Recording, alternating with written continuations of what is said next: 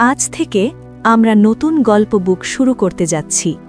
আপনাদের কোনো পছন্দের গল্প থাকলে অবশ্যই আমাদের কমেন্ট করে জানাবেন। আমরা চেষ্টা করব সেই গল্প আপনাদের শোনাবার। আজকের গল্প আদু ভাই, লিখেছেন আবুল মনসুর আহমদ।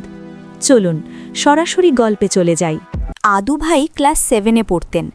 ঠিক পড়তেন না বলে পড়ে থাকতেন বলাই ভালো, কারণ ওই বিশেষ শ্রেণী ব্যতীত আর কোনো শ্রেণীতে তিনি কখনো পড়েছেন কি না, পড়ে থাকলে ঠিক কবে পড়েছেন সে কথা ছাত্ররা কেউ জানত না। শিক্ষকরাও অনেকে জানতেন না বলেই বোধ হতো। শিক্ষকরাও অনেকে তাকে আদু ভাই বলেই ডাকতেন। কারণ নাকি এই যে তারাও এককালে আদু ভাইয়ের সহপাঠী ছিলেন এবং সবাই নাকি ক্লাস 7-এই আদু ভাইয়ের সঙ্গে পড়েছেন। আমি যখন ক্লাস 7-এ আদু ভাইয়ের সহপাঠী হলাম, ততদিনে আদু ভাই ওই শ্রেণীর পুরাতন টেবিল ব্ল্যাকবোর্ডের মতোই নিতান্ত অবিচ্ছেদ্য এবং অত্যন্ত স্বাভাবিক অঙ্গে পরিণত হয়ে গিয়েছেন। আদু ভাইয়ের এই অসাফল্য আর যেই যত হতাশ হোক, আদু ভাইকে কেউ কখনো বিষণ্ণ দেখেনি, কিংবা নম্বর বাড়িয়ে দেওয়ার জন্য তিনি কখনো কোনো শিক্ষক বা পরীক্ষককে অনুরোধ করেননি। যদি কখনো কোনো বন্ধু বলেছে, জান না আদু ভাই, যে কয় সাবজেক্টে শর্ট আছে শিক্ষকদের বলে কয়ে নম্বরটা নিন না বাড়িয়ে, তখন গভীরভাবে আদু ভাই জবাব দিয়েছেন, সব সাবজেক্টে পাকা হয়ে ওঠাই ভালো। কোন কোন সাবজেক্টে শর্ট সুতরাং পাকা হওয়ার প্রয়োজন আছে তা কেউ জানত না। আদু ভাইও জানতেন না, জানবার কোনো চেষ্টাও করেননি। জানবার আগ্রহ যে তার আছে তাও বোঝবার উপায় ছিল না, বরং তিনি যেন মনে করতেন ওরকম আগ্রহ প্রকাশ করাই অন্যায় ও অসঙ্গত।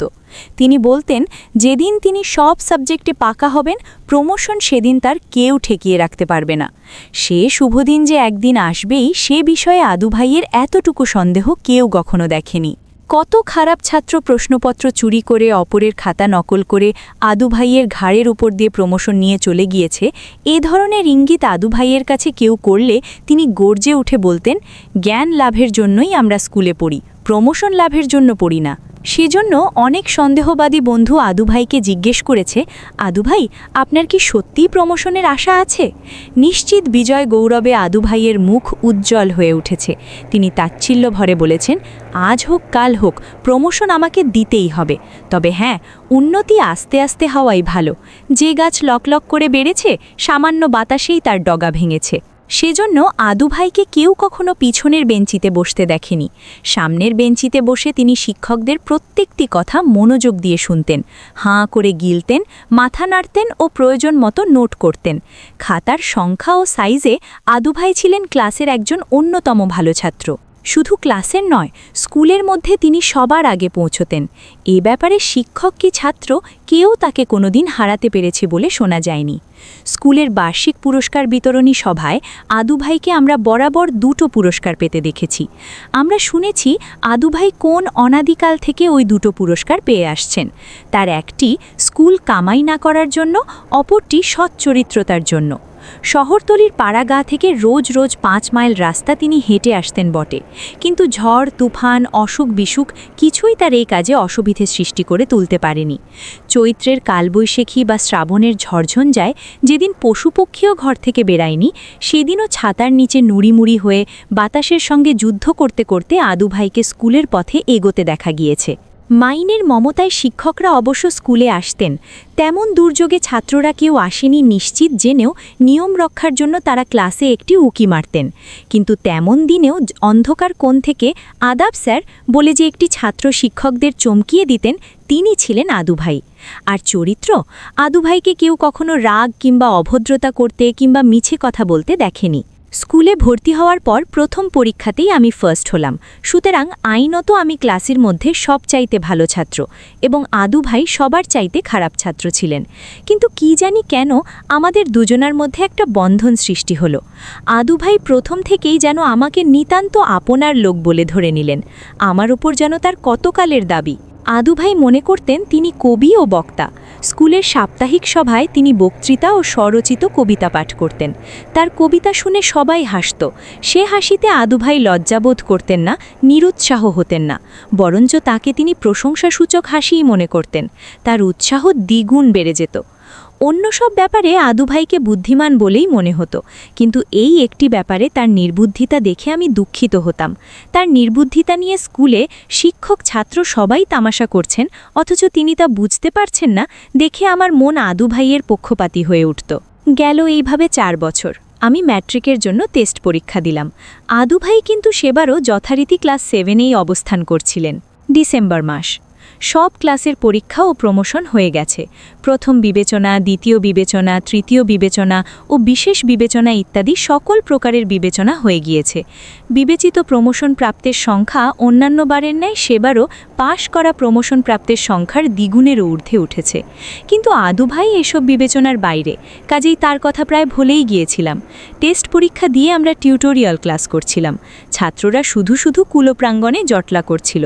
প্রমোশন পাওয়া ছেলেরা নিজেদের কীর্তি উজ্জ্বল চেহারা দেখাবার জন্য, আর না পাওয়া ছেলেরা প্রমোশনের কোনো প্রকার অতিরিক্ত বিশেষ বিবেচনার দাবি জানাবার জন্য। এমন দিনে একটু নিরালা জায়গায় পেয়ে হঠাৎ আদুভাই আমার পা জড়িয়ে ধরে কেঁদে ফেললেন। আমি চমকে উঠলাম।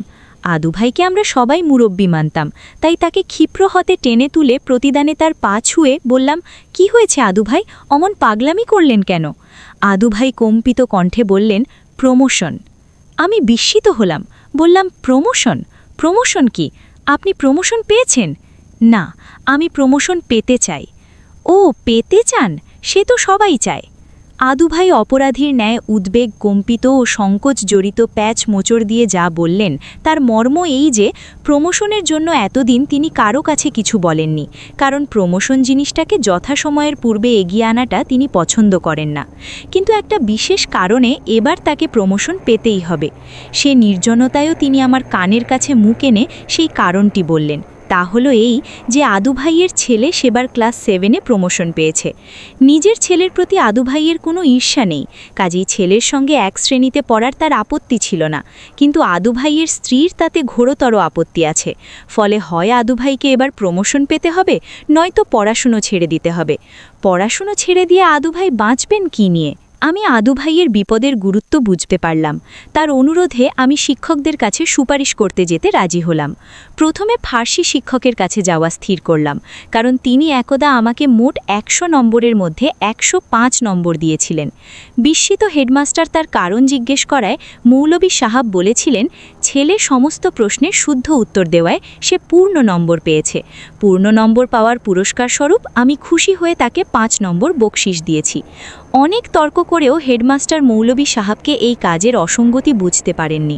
মৌলভী সাহাব আদুভাইয়ের নাম শুনে জ্বলে উঠলেন। অমন বেতমিজ ও খোদার না ফরমান বান্দা তিনি কখনো দেখেননি বলে আস্ফালন করলেন, এবং অবশেষে টিনের বাক্স থেকে অনেক খুঁজে আদুভাইয়ের খাতা বের করে আমার সামনে ফেলে দিয়ে বললেন, দেখো। আমি দেখলাম আদুভাই মোটে 3 নম্বর পেয়েছে, তবু হতাশ হলাম না। পাশের নম্বর দেওয়ার জন্য তাকে চেপে ধরলাম। বড় দেরি হয়ে গেছে, নম্বর সাবমিট করে ফেলেছেন, বিবেচনার তর পার হয়ে গিয়েছে ইত্যাদি সমস্ত যুক্তির আমি সন্তোষজনক জবাব দিলাম। তিনি বললেন, তুমি কার জন্য কি অন্যায় অনুরোধ করছো, খাতাটা খুলেও একবার দেখো না। আমি মৌলভী সাহাবকে খুশি করবার জন্য অনিচ্ছা সত্ত্বেও এবং অনাবশ্যক বোধেও খাতাটা খুললাম। দেখলাম ফার্সি পরীক্ষা বটে, কিন্তু খাতার কোথাও একটি ফার্সি হরফ নেই। তার বদলে ঠাস বুনানো বাংলা হরফে অনেক কিছু লেখা আছে। কৌতূহলবশত পড়ে দেখলাম এই বঙ্গদেশে ফার্সি ভাষা আমদানির অনাবশ্যকতা ও ছেলেদের তা শিখবার চেষ্টার মুখতা সম্বন্ধে আদুভাই একটি যুক্তিপূর্ণ থিসিস লিখে ফেলেছেন। পড়া শেষ করে মৌলভী সাহাবের মুখের দিকে চাইতেই বিজয়ের ভঙ্গিতে বললেন, দেখেছো বাবা বেতমিজের কাজ? আমি নিতান্ত ভালো মানুষ বলেই 3টে নম্বর দিয়েছি, অন্য কেউ হলে রাস্টিকেটের সুপারিশ করত। যাই হোক, শেষ পর্যন্ত মৌলভী সাহাব আমার অনুরোধ এড়াতে পারলেন না। খাতার উপর 3-এর পিঠে 3 বসিয়ে 33 করে দিলেন। আমি বিপুল আনন্দে অঙ্কের পরীক্ষকের বাড়ি ছুটলাম। সেখানে আদুভাইয়ের খাতার উপর লাল পেন্সিলের একটি প্রকাণ্ড ভূমণ্ডল আঁকা রয়েছে। ব্যাপারের গুরুত্ব বুঝেও আমি আমার উদ্দেশ্য বললাম। অঙ্কের মাস্টারমশাই তো হেসেই খুন। হাসতে হাসতে তিনি আদু ভাইয়ের খাতা বের করে আমাকে অংশবিশেষ পড়ে শোনালেন। তাতে আদু ভাই লিখেছেন যে প্রশ্নকর্তা ভালো ভালো অঙ্কের প্রশ্ন ফেলে কতকগুলি বাজে ও অনাবশ্যক প্রশ্ন করেছেন, সেজন্য এবং প্রশ্নকর্তার ত্রুটি সংশোধনের উদ্দেশ্যে আদু ভাই নিজেই কতকগুলি উৎকৃষ্ট প্রশ্ন লিখে তার বিশুদ্ধ উত্তর দিচ্ছে। এইরূপ ভূমিকা করে আদু ভাই যে সমস্ত অঙ্ক করেছেন, শিক্ষক মহাশয় প্রশ্নপত্র ও খাতা মিলিয়ে আমাকে দেখালেন যে প্রশ্নের সঙ্গে আদু ভাইয়ের উত্তরের সত্যিই কোনো সংস্রব নেই। প্রশ্নপত্রের সঙ্গে মিল থাক, খাতায় লেখা অঙ্ক শুদ্ধ হলেই নম্বর পাওয়া উচিত বলে আমি শিক্ষকের সঙ্গে অনেক ধস্তাধস্তি করলাম। শিক্ষক মশাই যা হোক প্রমাণ করে দিলেন যে তাও শুদ্ধ হয়নি, সুতরাং পাশের নম্বর দিতে তিনি রাজি হলেন না। তবে তিনি আমাকে এই আশ্বাস দিলেন যে অন্য সব সাবজেক্টের শিক্ষকদের রাজি করাতে পারলে তিনি আদু ভাইয়ের প্রমোশনে সুপারিশ করতে প্রস্তুত। নিতান্ত বিষণ্ণ মনে অন্যান্য পরীক্ষকদের নিকটে গেলাম। সর্বত্র অবস্থা প্রায় একরকম। ভূগোলের খাতায় তিনি লিখেছেন যে পৃথিবী গোলাকার এবং সূর্যের চারিদিকে ঘুরছে, এমন গাঁজাখুরি গল্প তিনি বিশ্বাস করেন না। ইতিহাসের খাতায় লিখেছেন যে কোন রাজা কোন সম্রাটের পুত্র, এসব কথার কোনো প্রমাণ নেই। ইংরেজির খাতায় তিনি নবাব সিরাজউদ্দৌলা ও লর্ড ক্লাইভের ছবি পাশাপাশি আঁকবার চেষ্টা করেছেন। অবশ্য কে যে সিরাজ কে যে ক্লাইভ নিচে লেখা না থাকলে বোঝা যেত না। হতাশ হয়ে হোস্টেলে ফিরে এলাম। আদু ভাই আগ্রহ ব্যাকুল চোখে আমার পথপানে চেয়ে অপেক্ষা করছিলেন। আমি ফিরে এসে নিষ্ফলতার খবর দিতেই তার মুখটি ফ্যাকাশে হয়ে গেল। তবে আমার কি হবে ভাই বলে তিনি মাথায় হাত দিয়ে বসে পড়লেন। কিছু একটা করবার জন্য আমার প্রাণও ব্যাকুল হয়ে উঠিল। বললাম, তবে কি আদু ভাই আমি হেডমাস্টারের কাছে যাব? আদু ভাই ক্ষণিক আমার দিকে একদৃষ্টে তাকিয়ে থেকে হঠাৎ বললেন, তুমি আমার জন্য যা করেছ তার জন্য ধন্যবাদ। হেডমাস্টারের কাছে তোমার গিয়ে কাজ নেই, সেখানে যেতে হয় আমিই যাব, হেডমাস্টারের কাছে। জীবনে আমি কিছু চাইনি, এই প্রার্থনা তিনি আমার ফেলতে পারবেন না বলেই তিনি হনহন করে বেরিয়ে গেলেন। আমি একদৃষ্টি দ্রুত গমনশীল আদু ভাইয়ের দিকে চেয়ে রইলাম। তিনি দৃষ্টির আড়াল হলে একটি দীর্ঘ নিঃশ্বাস ফেলে নিজের কাজে মন দিলাম। সেদিন বড়দিনের ছুটি আরম্ভ। শুধু হাজিরা লিখে স্কুল ছুটি দেওয়া হলো। আমি বাইরে এসে দেখলাম স্কুলের গেটের সামনে একটি পোস্তার উপর একটি উঁচু টুল চেপে তার উপর দাঁড়িয়ে আদু ভাই হাত পা নেড়ে বক্তৃতা করছেন। ছাত্ররা ভিড় করে তার বক্তৃতা শুনছে এবং মাঝে মাঝে করত্তারি দিচ্ছে। আমিও শ্রোতৃমণ্ডলীর ভিড়ের মধ্যে ঢুকে পড়লাম। আদু ভাই বলছিলেন, হ্যাঁ, প্রমোশন আমি মুখ ফুটে কখনো চাইনি, কিন্তু সেজন্যই কি আমাকে প্রমোশন না দেওয়া এদের উচিত হয়েছে? মুখ ফুটে না চেয়ে এতদিন আমি এদের আক্কেল পরীক্ষা করলাম। এদের মধ্যে দানাই বলে কোনো জিনিস আছে কিনা আমি তা যাচাই করলাম। দেখলাম বিবেচনা বলে কোনো জিনিস এদের মধ্যে নেই। এরা নির্মম, হৃদয়হীন। একটি মানুষ যে চোখ বুজে এদের বিবেচনার উপর নিজের জীবন ছেড়ে দিয়ে বসে আছে, এদের প্রাণ বলে কোনো জিনিস থাকলে সে কথা কি এরা এতদিন ভুলে থাকতে পারতেন? আদু ভাইয়ের চোখ ছলছল করে উঠল। তিনি বাম হাতের পিঠ দিয়ে চোখ মুছে আবার বলতে লাগলেন, আমি এদের কাছে কি আর বিশেষ চেয়েছিলাম? শুধুমাত্র একটি প্রমোশন। তা দিলে এদের কি এমন লোকসান হতো? মনে করবেন না প্রমোশন না দেওয়ায় আমি রেগে গেছি। রাগ আমি করিনি। আমি শুধু ভাবছি, যাদের বুদ্ধি বিবেচনার উপর হাজার হাজার ছেলের বাপমা ছেলেদের জীবনের ভার দিয়ে নিশ্চিন্ত থাকেন, তাদের আক্কেল কত কম, তাদের প্রাণের পরিসর কত অল্প। একটু দম নিয়ে আদু ভাই আরম্ভ করলেন, আমি বহুকালে স্কুলে পড়ছি। একদিন 1 পয়সা মাইনে কম দেইনি। বছর বছর নতুন নতুন পুস্তক ও খাতা কিনতে আপত্তি করিনি। ভাবুন আমার কতগুলো টাকা গিয়েছে। আমি যদি প্রমোশনের এতই অযোগ্য ছিলাম, তবে এই দীর্ঘদিনের মধ্যে একজন শিক্ষকও আমায় কেন বললেন না যে আদু মিয়া, তোমার প্রমোশনের কোনো চান্স নেই, তোমার মাইনেটা আমরা নেব না। মাইনে দেবার সময় কেউ বারণ করলেন না, পুস্তক কেনবার সময় কেউ নিষেধ করলেন না। শুধু প্রমোশনের বেলাতেই তাদের যত নিয়ম কানুন এসে বাঁধল। আমি ক্লাস 7 পাশ করতে পারলাম না বলে ক্লাস 8এও পাশ করতে পারতাম না, এই কথা এদের কে বলেছে? অনেকে ম্যাট্রিক আইএতে কোনো মতে পাশ করে বিএ এমএতে ফার্স্ট ক্লাস পেয়েছে। দৃষ্টান্ত আমি অনেক দেখাতে পারি। কোনো কুগ্রহের ফিরেই আমি ক্লাস 7এ আটকে পড়েছি। একবার কোনো মতে এই ক্লাসটা ডিঙোতে পারলেই আমি ভালো করতে পারতাম, এটা বুঝা মাস্টারবাবুদের উচিত ছিল। আমাকে একবার ক্লাস 8এ প্রমোশন দিয়ে আমার লাইফের একটা চান্স এরা দিলেন না। আদু ভাইয়ের কণ্ঠ রোধ হয়ে এলো। তিনি খানিক থেমে ধুতির খুঁটে নাক চোখ মুছে নিলেন। দেখলাম শ্রোতৃগণের অনেকের গাল বেয়ে পানি গড়িয়ে পড়ছে। গলা পরিষ্কার করে আদু ভাই আবার শুরু করলেন, আমি কখনো এত সব কথা বলিনি, আজও বলতাম না। বললাম শুধু এই জন্যে যে আমার বড় ছেলে এবার ক্লাস 7-এ প্রমোশন পেয়েছে। সেও এই স্কুলেই পড়ত। এই স্কুলের শিক্ষকদের বিবেচনায় আমার আস্থা নেই বলেই আমি গতবারই আমার ছেলেকে অন্য স্কুলে ট্রান্সফার করে দিয়েছিলাম। যথাসময়ে এই সতর্কতা অবলম্বন না করলে আজ আমাকে কী অপমানের মুখে পড়তে হতো তা আপনারাই বিচার করুন। আদু ভাইয়ের শরীর কাটা দিয়ে উঠল। তিনি গলায় দৃঢ়তা এনে আবার বলতে শুরু করলেন, কিন্তু আমি সত্যকে জয়যুক্ত করবই।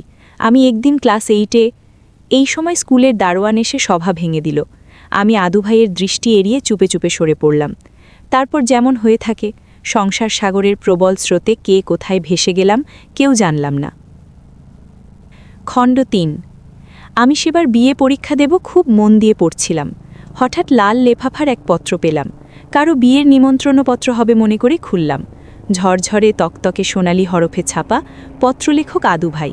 তিনি লিখেছেন তিনি সেবার ক্লাস 7 থেকে ক্লাস 8-এ প্রমোশন পেয়েছেন বলে বন্ধুবান্ধবদের জন্য কিছু ডাল ভাতের ব্যবস্থা করেছেন। দেখলাম তারিখ অনেক আগেই চলে গিয়েছে। বাড়ি ঘুরে এসেছে বলে পত্র দেরিতে পেয়েছি। ছাপচিঠির সঙ্গে হাতের লেখা একটি পত্র। আদু ভাইয়ের পুত্র লিখেছে বাবার খুব অসুখ, তাকে দেখবেন তার শেষ সাদ। পড়াশোনা ফেলে ছুটে গেলাম আদু ভাইকে দেখতে। এই 4 বছর তার কোনো খবর নিইনি বলে লজ্জা অনুতাপে ছোট হয়ে যাচ্ছিলাম। ছেলে কেঁদে বলল বাবা মারা গিয়েছেন। প্রমোশনের জন্য এবার তিনি দিনরাত এমন পড়াশোনা শুরু করেছিলেন যে শয্যা নিলেন তবু পড়া ছাড়লেন না। আমরা সবাই তার জীবন সম্বন্ধে ভয় পেলাম। পাড়াশুদ্ধ লোক গিয়ে হেডমাস্টারকে ধরায় তিনি স্বয়ং এসে বাবাকে প্রমোশনের আশ্বাস দিলেন। বাবা অসুখ নিয়েই পালকি চড়ে স্কুলে গিয়ে শুয়ে শুয়ে পরীক্ষা দিলেন। আগের কথা মতো তাকে প্রমোশন দেওয়া হলো। তিনি তার প্রমোশন উৎসব উদযাপন করবার জন্য আমাকে হুকুম করলেন। কাকে কাকে নিমন্ত্রণ করতে হবে তার লিস্টও তিনি নিজ হাতে করে দিলেন। কিন্তু সেই উৎসবে যারা যোগ দিতে এলেন তারা সবাই তার জানাজা পড়ে বাড়ি ফিরলেন। আমি চোখের পানি মুছে কবরের কাছে যেতে চাইলাম। ছেলে আমাকে গোরস্থানে নিয়ে গেল। দেখলাম আদু ভাইয়ের কবরে খোদাই করা মার্বেল পাথরের ট্যাবলেটে লেখা রয়েছে, here sleeps Adu Mia who was promoted from class 7 to class 8। ছেলে বলল বাবার শেষ ইচ্ছা মতোই ও ব্যবস্থা করা হয়েছে। মুন গল্প চ্যানেলে আজ শুনলেন আদু ভাই। যদি গল্পটি ভালো লেগে থাকে অবশ্যই লাইক, সাবস্ক্রাইব এবং বেল আইকনটি অন করে আমাদের পাশেই থাকবেন। পরের গল্পের জন্য অবশ্যই ধৈর্য ধরুন। Tata, bye bye.